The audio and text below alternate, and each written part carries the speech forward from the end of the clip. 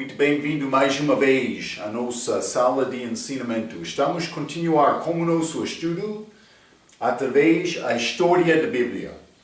Então, já entramos para falar sobre várias coisas, mas por ter esta palavra na minha mão e acreditar mais, é a palavra de Deus que Ele deu a mim para guardar na minha mão, para entender por ler, para guardar no meu coração, para acreditar nisto.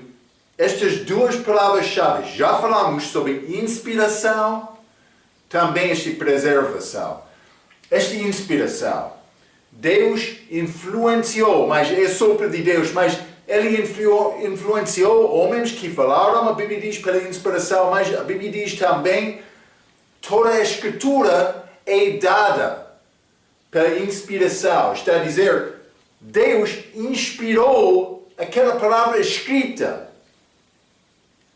Mas é a palavra dele, que Ele deu a nós. Também preservação. Depois desta palavra ser falada, Deus preservou aquela palavra. Desde o tempo em que foi falado Jesus Cristo, há cerca de 2000 anos atrás, temos a palavra dele hoje. Foi preservado, mas é a palavra inspirada. Quando Timóteo leu a Bíblia, ele leu aquela Bíblia, mas não a Bíblia, Escrituras do Velho Testamento no dia dele, mas foi chamado Escrituras inspiradas, que foram cópias preservadas, está a ver? Então, mas fé pelo ouvir pela palavra de Deus, as minhas ovelhas ouvem a minha voz. Crente que quer aproximar-se a Deus, e nasceu aproximar-se a Deus confiando na palavra, mas vou dizer isto, devemos examinar as Bíblias hoje no nosso dia, porque o diabo quer destruir a palavra. É o desejo dele. Então é necessário me procurar entender bem o que é esta palavra que Deus tem para mim. Não estou a dizer não é possível ser salvo como outra Bíblia, mas quando tem possibilidade procurar a Bíblia melhor disponível, deve tomar uma decisão certa. Deus quer isto. Então, mas vamos continuar na página 11 do nosso estudo de hoje. Já falamos esta introdução, mas eu estava a dizer que os sacerdotes do tribo de Levi, eles tinham responsabilidade para guardar aquela palavra. Mas também o rei foi mandado para escrever aquela palavra. Por me ler uma coisa, eu posso lembrar uma parte. Por ler 2, 3 vezes ou mais, vou lembrar mais, vou entender melhor. Por memorizar, vou entender muito melhor. Mas por escrever palavra por palavra, vou entender os detalhes desta palavra. É o que Deus queria acontecer com os reis. Ele queria os reis fizeram cópias da lei quando eles reinaram. Eles não tinham impressoras no dia de Cristo, eles escreveram aquelas cópias pela mão. Mas também, para achar a cópia, mas foi necessário ir à sinagoga, eles não tinham em casa. Eles foram à sinagoga, este edifício de louvor, eles ouviram a palavra. Ensinavam os levitas. Tinham responsabilidade de guardar aquela palavra. Também ensinar aquela palavra. Então, desculpe. Vamos considerar a linha A, acima de página número 11. O cânon do Velho Testamento, mas aqueles livros, cânon é aqueles livros estimados autênticos. Então, vou dizer isto, número 1. Há consenso entre a maior parte dos estudiosos sobre os livros aceitos do Velho Testamento. Ninguém diminuindo nem adicionando um só livro. entre os bolseiros estudiosos, eles concordam com isto, mas vou dizer isto, pode entrar problema com a Igreja Católica, que vai dizer mais, estes livros apócrifos, eles querem medicinar eles, tradicionalmente misturado com outros livros do Velho Testamento. Mas é questão deles, não dos outros, em que é chamado cristandade. Número 2. As Escrituras foram guardadas pelos levitas. Já estudamos um pouco sobre isto, mas vamos ler Romanos capítulo 3. Em Romanos capítulo 3, Paulo está a desenvolver discurso dele, por isso argumento dele, para dizer, não, judeus e gentios, salvação é disponível a todos. Então, uma pessoa vai perguntar, Romanos capítulo 3, qual é, pois, a vantagem do judeu? Está a ver, hein? Ou qual a utilidade da circuncisão? Há qualquer vantagem, mas versículo 2. Muitas, em toda maneira, porque, primeiramente, as palavras de Deus lhe foram confiadas.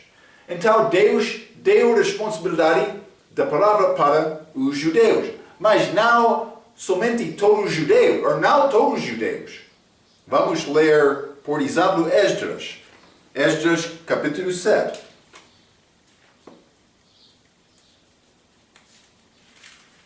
Vou ler o versículo 1 a 6, é pouco interessante. E passadas estas coisas, mas Esdras, lembra-te, Israel, Judá, estava em cativeiro. Então o rei deu um mandamento para os judeus voltar a Jerusalém. E eles voltaram e iniciaram louvor naquele lugar saindo de cativeiro. Então, versículo 1. E passadas estas coisas no reinado de Artaxerxes, rei da Pérsia, Esdras, filho de Seraias, mas vamos achar estes vários nomes que são muito importantes nesta passagem. Vou mostrar isto a ti. Filho de Seraias, filho de Azarias, filho de Hilquias, filho de Salum, filho de Zadoque, filho de Aitube. 3. Filho de Amarias, filho de Azarias, filho de Maraute, filho de Zerequias, filho de Uzi, filho de Buki. 5. Filho de Abissua, filho de Fineas, filho de Eleazar, filho de Arau, o sumo sacerdote. Está a mostrar, este Esdras, ele foi levita, com responsabilidade da palavra. Vamos continuar, versículo 6. Este Esdras, levita, subiu de Babilônia e era escriba. E escriba hábil na lei de Moisés. Ele foi escriba do tribo de Levi. Está a ver? Que o Senhor Deus de Israel tinha dado. E segundo a mão do Senhor seu Deus, que estava sobre ele, o rei lhe deu tudo quanto lhe pedira. Ele queria voltar para ajudar este povo. Por Esdras pedir uma coisa do rei, ele deu a ele. Mas ele foi levita, com responsabilidade da palavra, da linhagem de Arão, sumo sacerdote, primeiro sumo sacerdote de Israel. Não somente isto, vamos ler Malaquias, último livro do Velho Testamento. Malaquias capítulo 2, quero ler versículo 4 a 7. A Bíblia diz: Então sabereis que eu vos enviei este mandamento, para que a minha aliança fosse com Levi, estes levitas, diz o Senhor dos Exércitos. Minha aliança com ele foi de vida e de paz, e eu lhes dei para que temesse. Então tremeu-me e assombrou-se por causa do meu nome. 6. A lei da verdade esteve na sua boca, e a iniquidade não se achou nos seus lábios. Andou comigo em paz e em retidão, e da iniquidade converteu a muitos.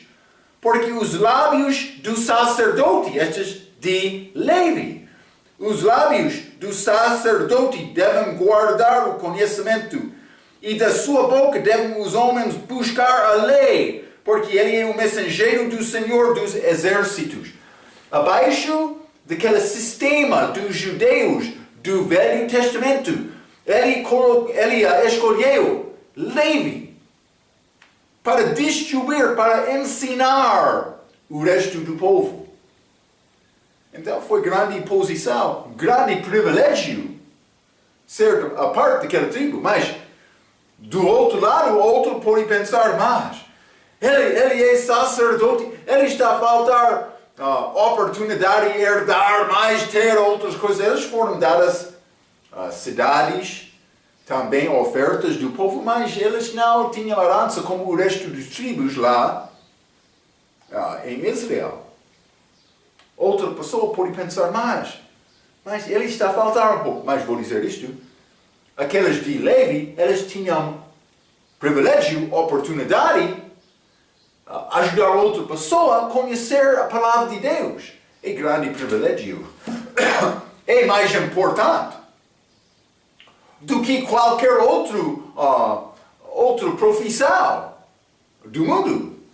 É o meu pensamento, sim. Deus quer este serviço de nós. Devemos procurar isto. Mas, então, ele deu esta responsabilidade às levitas. Vamos continuar por ler acima de página número 11. Os judeus usaram regras estritas para fazer estas cópias. Qualquer erro encontrado precisava de ser corrigido dentro de 30 dias. Um erro encontrado em numa página desqualificou a página inteira. Também, se 3 erros foram encontrados em uma página, todo o manuscrito foi destruído. Então, vou dizer isto, manuscritos naquela altura, vamos entrar mais falando sobre isto, como o nosso estudo sobre os textos do Novo Testamento. Agora estamos a falar sobre textos do Velho Testamento. Mas a maneira para escrever era quase o mesmo. Aqueles caracteres para escrever as letras do alfabeto hebraico, são complicados. Também por escrever juntos. Mas é algumas vezes difícil distinguir entre estas letras. Pode acontecer com o nosso alfabeto também na língua portuguesa, mas penso que aquela língua é mais problemática. Então, mas eles escreveram aquelas letras, mas sem versículos. Por ser livros foram divididos, mas eles não tinham versículos naquela altura. Foi uma grande responsabilidade escrever exatamente aquelas letras. Algumas vezes eles acharam erros. Desta maneira, eles foram dados 30 dias, mas por achar 3 numa página, foi rejeitado todo o manuscrito. É interessante. Número 4. O texto do Velho Testamento foi copiado pelos escribas fiéis que no fim foram chamados masoréticos, que têm significado tradicionalistas. Vou dizer isto também. Quer uma pessoa que não é moderno para fazer cópia. Tradicionalista vai dizer mais. Os antigos, estes primeiros pessoas que escreveram. Mas é uma chave de entender o valor dos manuscritos. Não como a pessoa que quer... Estas pessoas modernas têm qualquer ideia, pensando que eu sou mais autoritária do que Moisés, Abraão. Mas Abraão ele não escreveu, mas Davi, outros, Salomão. sem entender realmente o tipo de fé Davi teve. Tinha, pode ser. Mais do que nós. Hein? Cuidado. Então, estes tradicionalistas, o texto do Velho Testamento foi copiado deles até 1477, em que as escrituras judaicas foram impressas pela primeira vez. Esta máquina de imprimir foi inventida naquela altura. A linha B, o texto masorético de Jacob ben Chaim. Então, este Jacob ben Chaim, este manuscrito de 1524 até 1525 foi baseado numa compilação dos manuscritos masoréticos feitos de homem chamado Daniel Bomberg. A versão autorizada também, a versão Almeida Corrigida e Fiel, ambos usaram este texto como a base do Velho Testamento. O apoio deste manuscrito, vou dizer isto, a maioridade concorda, demonstra que é o único fiel ao texto do Velho Testamento. Então, mas podemos confiar nas escrituras do nosso Velho Testamento. A maioridade das vezes vou dizer isto, sim. A linha C. O texto masorético de Aaron ben Moisés ben Aser. Mas há diferenças entre este manuscrito e o texto de Chaim, em mais do que 20.000 lugares. Então há muitas diferenças. Vou dizer isto, a maioridade destas diferenças não são grandes coisas, mas quando coisas são diferentes, elas não são iguais. Devemos reconhecer isto. Não somente isto, mas algumas destas diferenças são mais drásticas. Vamos ler acima de página número 12. Achamos este texto usado para formar a Bíblia hebraica de Kittel, em ano 1937. E a Bíblia hebraica Stuttgartensia, de 1966 até 1967. Quais têm influência em muitas das novas versões. Então, mas este outro texto entrou e foi usado mais, ou foi dado reconhecimento. Mas este homem de Kittel, 1937, iniciou isto um pouco. Então, algumas vezes vai achar novas versões que têm leitura um pouco diferente por causa da influência destes textos, que não é a maioridade. Maioridade não sempre dizer é verdade, não. Mas pode ser uma indicação. Há várias coisas. Eu falei sobre a idade do manuscrito. Mais perto, a original é uma coisa mais importante. Não é a única coisa.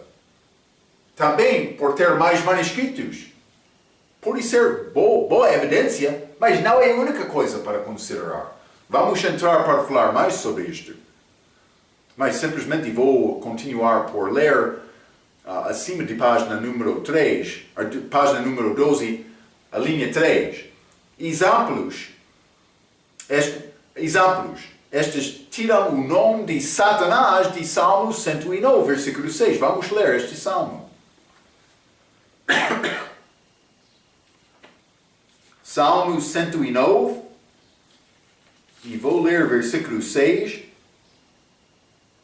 A Bíblia diz: põe sobre ele um ímpio, e Satanás esteja à sua direita. Mas esta palavra, Satanás, é tirado de muitas das novas versões. Não somente isto, vamos ler também Isaías, pode ser o versículo mais comum. Isaías capítulo 14. E vou ler versículo 12. A Bíblia diz: como caíste desde o céu, ó Lúcifer, filho da alva, como foste cortado por terra, tu que debilitavas as nações. Mas há este nome aqui, Isaías capítulo 14, versículo 12, nome do diabo é Lúcifer. Mas é uma pessoa que traga luz. Mas cuidado, muitas das novas versões vão usar esta expressão por ser estrela da manhã, ou por ser estrela da alva, para descrever este Lúcifer Satanás. Esta estrela de manhã, esta estrela de alva, são títulos dados a Jesus Cristo. Quem quer ter o nome de Jesus Cristo é o diabo. Ele quer ser exaltado. Ele quer ser louvado. Ele quer copiar. Ele é leal. Cristo é leal do tribo de Judá. Sim, é como isto. Cristo é rei. O diabo é rei sobre todos os filhos de soberba. Como isto, hein? Ele quer louvor. Quando ele tentou Cristo lá no deserto, ele tentou Cristo para louvar ele, dar louvar ele. Mas Cristo rejeitou isto citando versículos, escrituras. Simplesmente eu quero te entender. Estrela da manhã, estrela da alva, são nomes de Cristo, mas achamos estes aqui nesta passagem, dando referência ao diabo. Cuidado. Mas vamos ler Apocalipse capítulo 22. Apocalipse capítulo 22.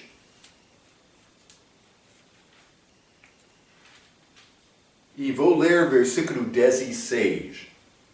Jesus está a falar. Eu, Jesus, enviei o meu anjo para vos testificar estas coisas nas igrejas. Eu sou a raiz e a geração de Davi, a resplandecente estrela da manhã. Estrela da manhã, nome de Jesus. Vamos ler também 2 Pedro, capítulo 1. 2 Pedro, capítulo 1. E vou ler versículo 19. A Bíblia diz: e temos muito firme, mas vamos ler este contexto, hein? Versículo 16. Porque não vos fizemos saber a virtude e a vinda de nosso Senhor Jesus Cristo, seguindo fábulas artificialmente compostas, mas nós mesmos vimos a sua majestade no monte de transfiguração.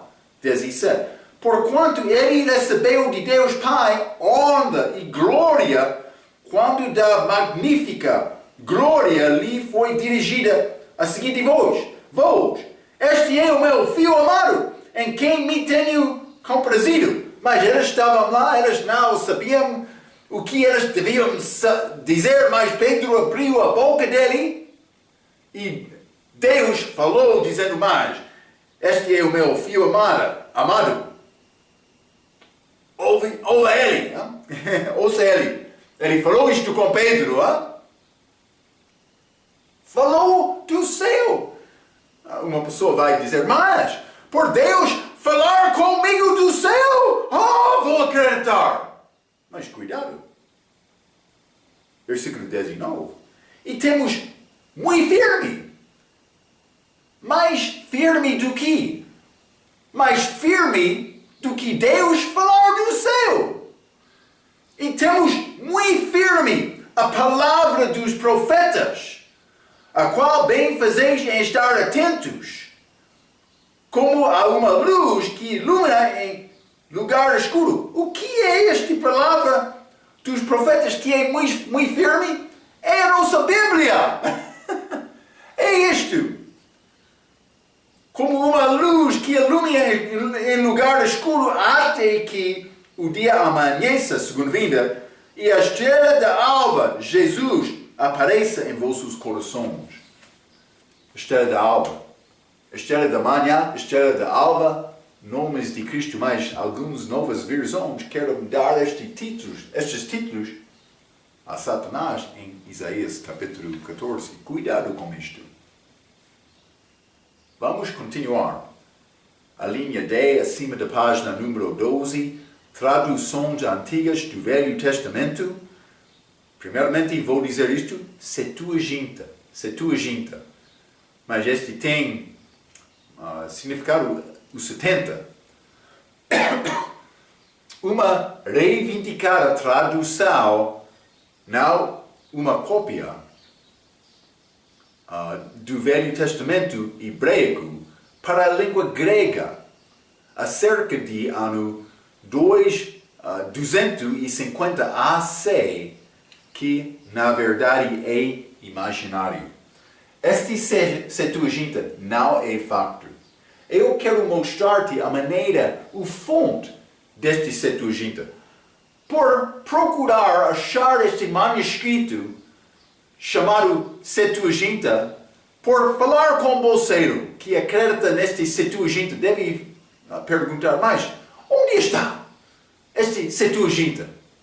A única possibilidade ele vai ter é 6 capítulos do livro de Deuteronômio, mas não escrito em ano 250 AC, é escrito em ano 150 AC.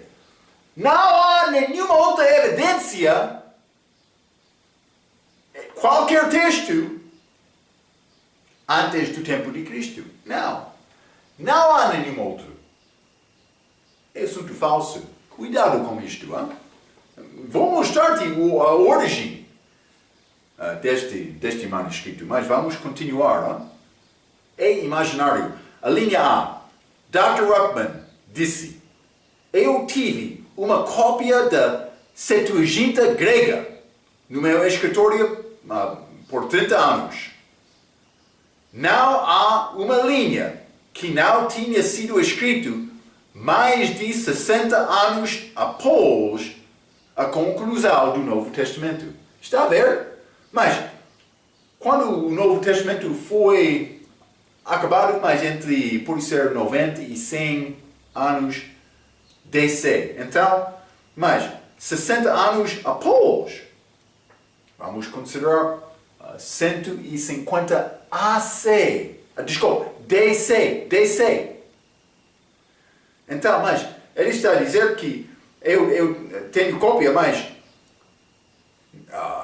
ele disse que não podia achar nenhuma evidência antes de 150 DC. Pouco interessante. Não só isto, a linha B.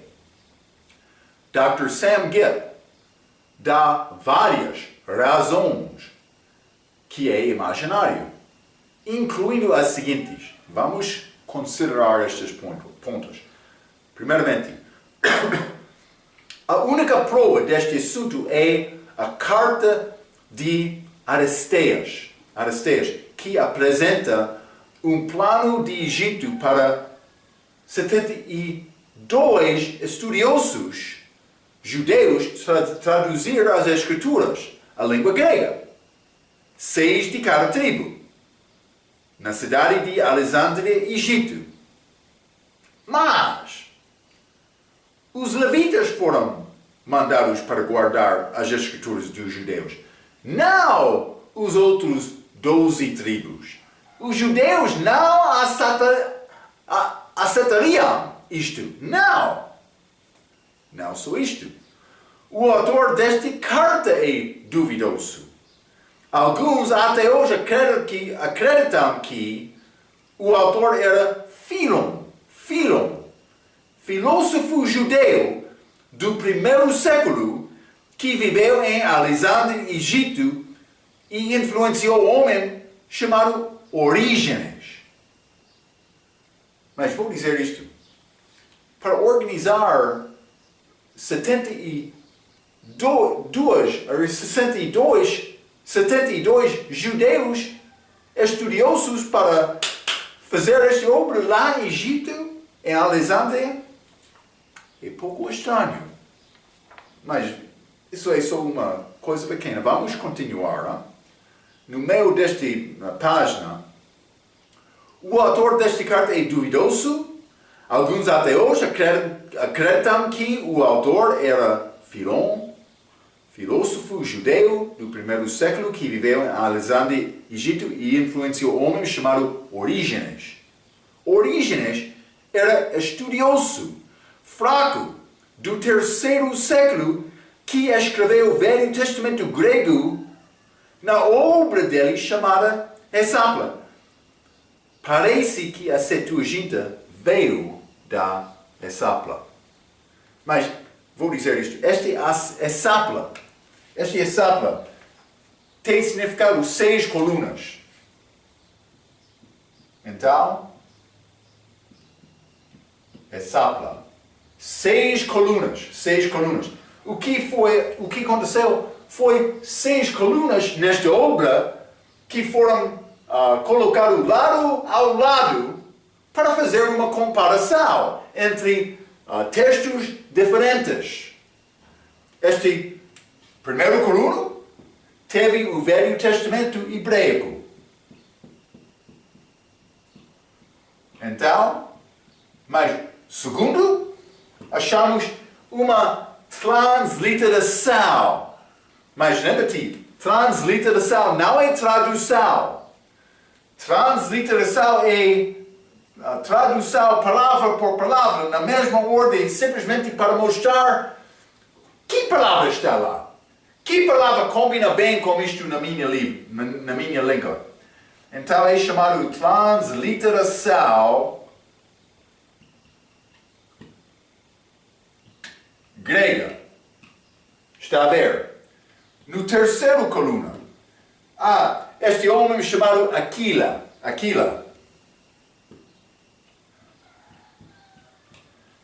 Este homem escreveu o texto dele, do grego Velho Testamento.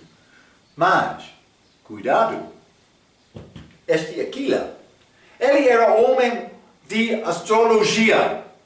O que é esta astrologia? Eles querem observar as estrelas e predizer eventos por reconhecer, eu tenho este entendimento por observar as estrelas. Não é segundo as Escrituras. As Escrituras podem dar mais luz. Penso que estes magos que chegaram de Oriente para procurar o nascimento de Jesus, para observar isto, mas por isso eles estavam a reconhecer coisas nos céus, mas penso que eles tinham algum entendimento das Escrituras de Daniel também. Provavelmente é como isto. Mas este e aquele, homem de astrologia, então, mas este 4 era homem chamado Simacus. Mas ele era ebionita. Eles negam esta divindade de Cristo também nascimento virginal. Mas este Orígenes, ele usou esta palavra de Simacus por fazer a tradução dele. Ele queria ver, ele colocou a palavra dele no coluna. Não só isto, número 5 é este Orígenes.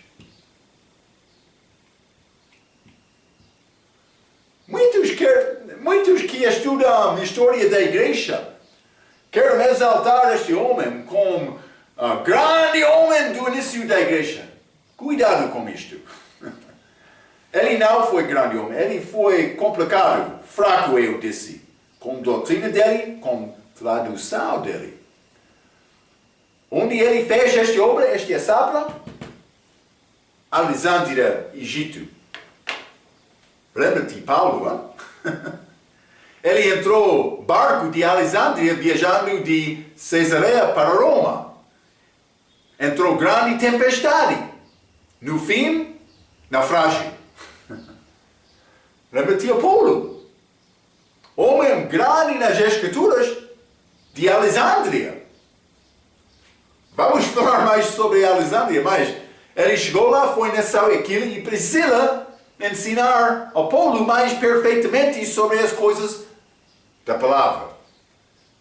Mas este Val, este primeiro mártir da igreja, morreu lá em Atos capítulo 7. Antes disto, Atos capítulo 6, ele disputou com homens da sinagoga de Alexandria. Alexandria não é boa cidade, mas é a origem deste exemplo. Cuidado. Mas também este outro, sexta coluna, era de um homem chamado Teodósio.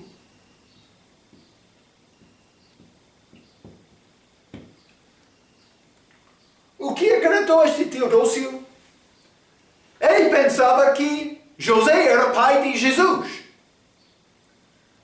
Quer homem com esta crença, escrevendo a tua Bíblia, quer este tipo de homem?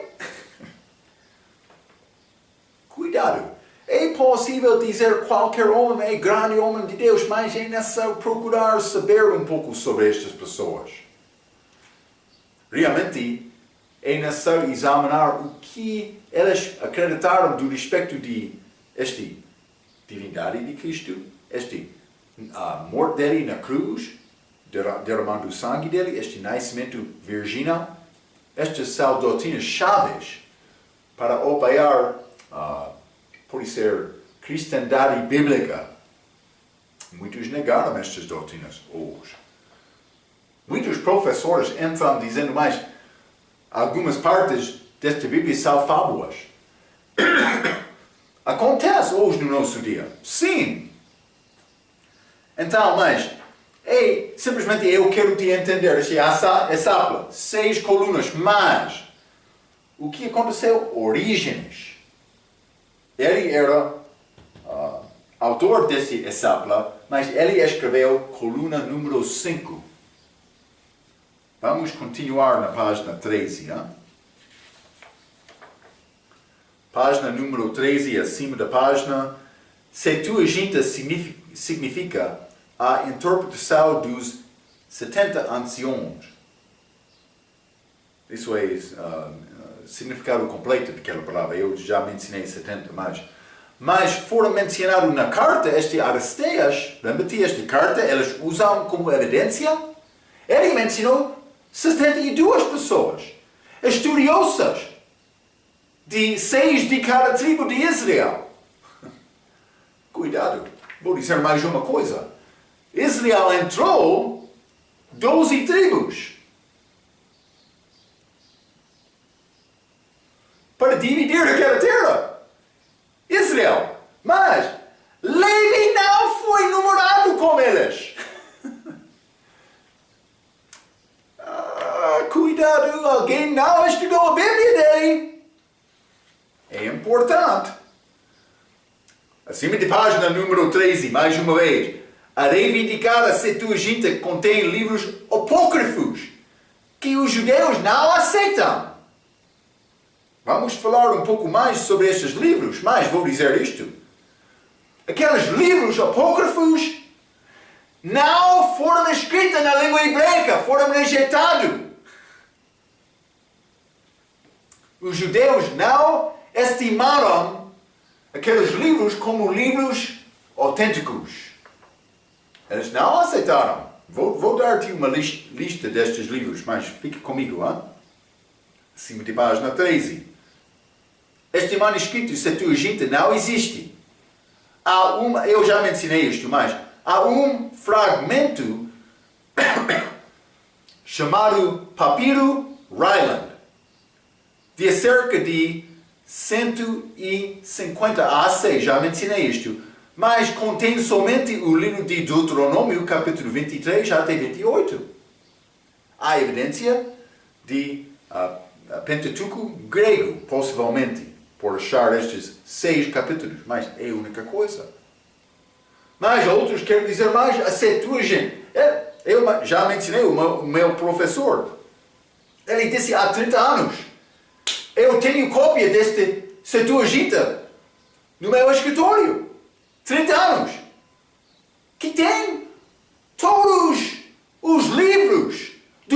Testamento também apócrifos. Mas, para tentar achar este manuscrito, para verificar, sim, é antigo, 250 de AC. O único manuscrito é 6 capítulos de Deuteronômio, também é ano 150 AC. Não é possível escrever, então, o que é a fonte deste Septuaginta? Onde está esta fonte? Como é possível conseguir todo o Velho Testamento grego? Como é possível? Orígenes. Que escreveu no 3º século. Cuidado. Vou continuar, acima da página 13, mais uma vez. A ordem dos livros da Septuaginta não é o mesmo do Velho Testamento judaico. Já estudamos isto. Eles têm as mesmas palavras, mas numa ordem diferente. Com a última palavra para voltar a Jerusalém.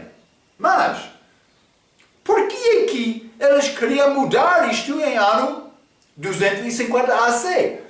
Mas a resposta certa, eles não queriam mudar isto. Alguém está a criar fábula. Cuidado! Vou continuar acima da página número 13. Os editores da Septuaginta não têm certeza de sua origem. Eu já mencionei isto. Eu falei sobre este Septuaginta do meu professor. O prefácio de um grego para inglês Septuaginta diz: não é completamente entendido quando ou por que a tradução foi originalmente feita. É uma confissão do autor daquele manuscrito que ele escreveu, este grego Velho Testamento. Ele disse: não sei o fonte.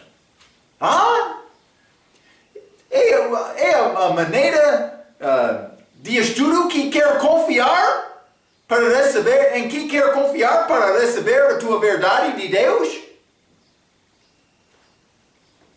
Cuidado com este reivindicar a Septuaginta. Vou continuar por ler. É mais certo que a reivindicada Septuaginta é uma cópia do Velho Testamento grego de Orígenes, do século III, ou III, pode ser. Dr. Ruckman dá 24 fragmentos que são reivindicada ser da Septuaginta, mas datada de 200 até 1400 DC. Não AC. Quando o estudioso quer citar a Septuaginta, normalmente está a concordar com o manuscrito Vaticanus. Vamos falar mais sobre este Vaticanus, mas que é de século IV. Que é escrito em pergaminho roxo e valeroso, que é contrário à maioridade dos manuscritos dos crentes daquela era, porque eles não tinham dinheiro para comprar este manuscrito valoroso. Não, estes religiosos que não queriam viver para Cristo, eles tinham este dinheiro para comprar peles valorosos. Também é preservado bem, provavelmente porque não foi usado. Outro assunto, Cuidado. Vou continuar. É interessante que muitos dos versículos deste Velho Testamento grego, este Septuaginta, Orígenes Vaticanus, combinam exatamente com as palavras das citações de Jesus, o autor, ainda que o Velho Testamento judaico-hebreu não combina desta maneira. Ok. Vou dizer o que eu penso que aconteceu, mas a evidência mostra isto. Orígenes, ele estava lá para fazer esta coluna dele. Ele queria fazer cópia, ou traduzir cópia das escrituras judaicos na língua hebraica. Ele queria fazer uma tradução à língua grega. Então, ele teve este Velho Testamento disponível, ele teve outras coisas, mas de uma maneira ou outra, ele escreveu nestas 6 colunas. Alguma maneira ou outra, ele teve também estas palavras de Jesus. Também por ser outros apóstolos. Porque não é somente os evangelhos que mudam este Velho Testamento, outras cartas de Paulo também. Ele teve este Novo Testamento, as Escrituras em mão, também este Velho Testamento.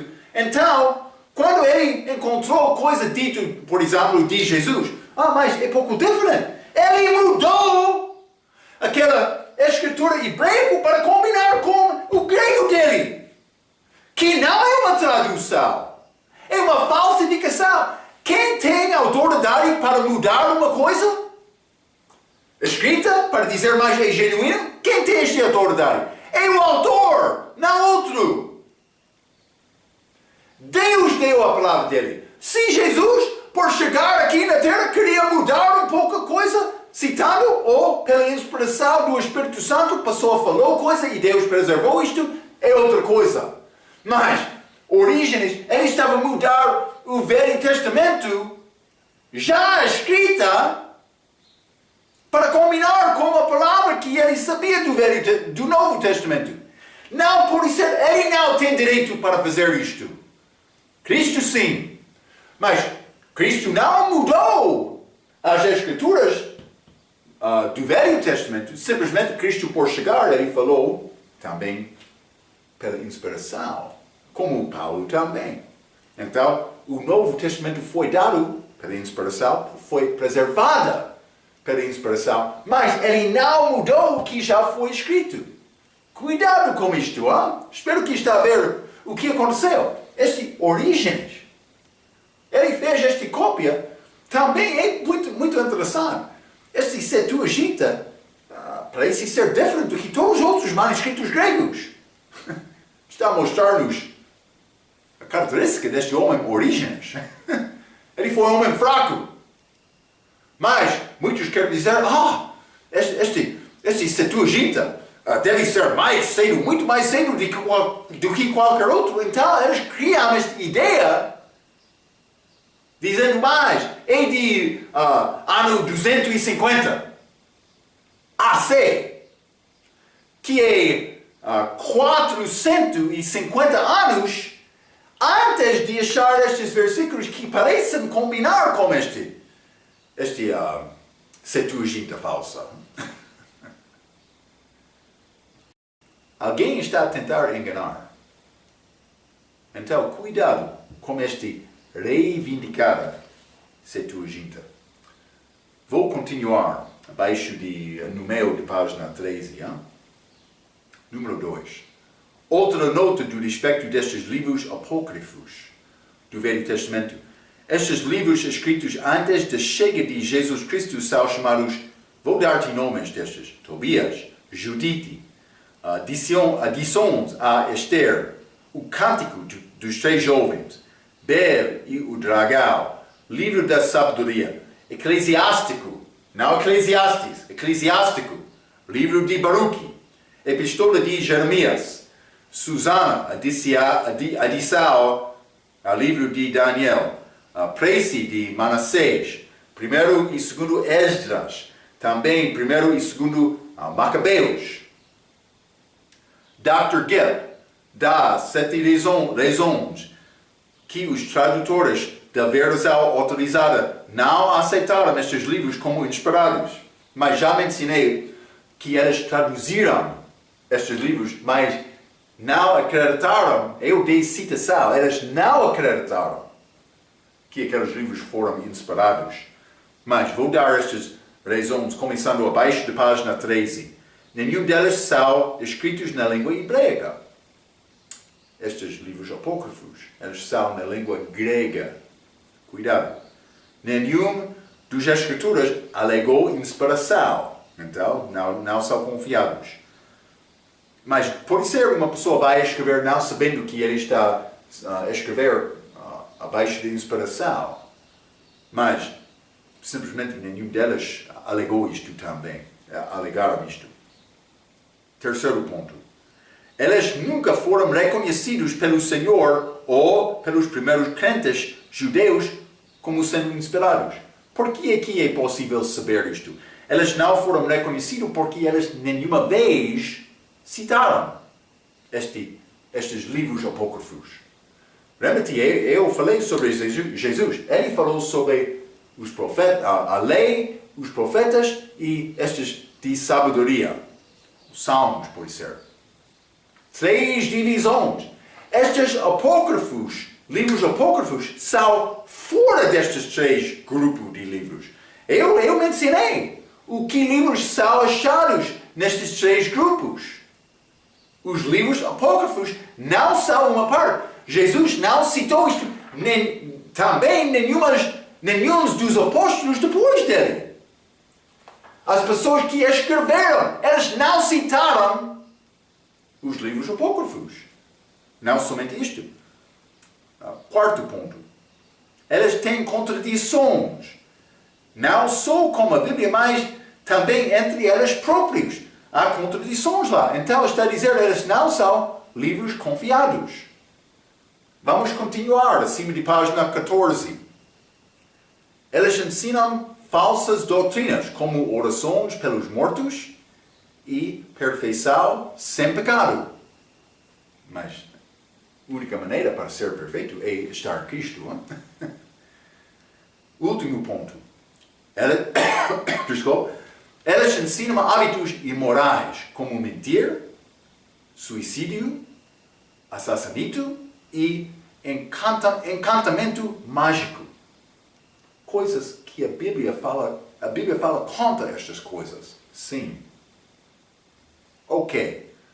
Também, página 14, número 3, Targum, que é tradução ou parafrase das escrituras judaicas para a língua aramaica, língua falada naquela região de Roma, de Israel, abaixo deste cativeiro de Roma, no dia de Cristo. Aramaica, com o propósito de ajudar judeus que falaram esta língua. Um bem conhecido é Targum Onkelos, que foi impresso para a primeira vez em ano 1482. Mas, último ponto, última linha 4, há outros como o Pentateuco Samaritano, manuscritos duvidosos, usados pelos samaritanos e manuscritos do Mar Morto, com algumas escrituras hebraicas, e achados em vasos de barro em ano 1947, perto de Mar Morto. Mas esta história breve é suficiente para o nosso propósito. Realmente, devem entender este Velho Testamento hebraico, este Ben Shayum, que usou este manuscrito deste homem chamado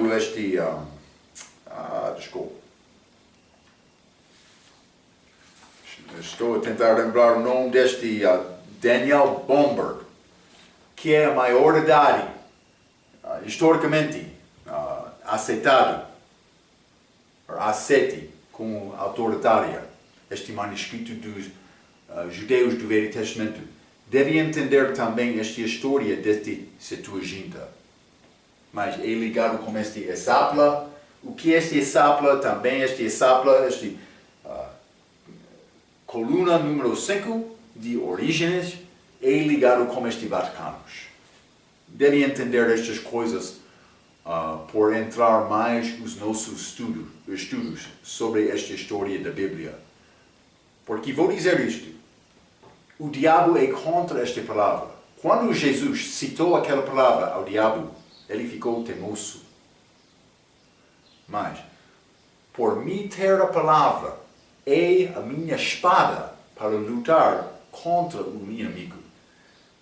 O diabo não quer me ter espada em mão. Ele quer me ter instrumento, arma fraca. Sim, é o desejo dele.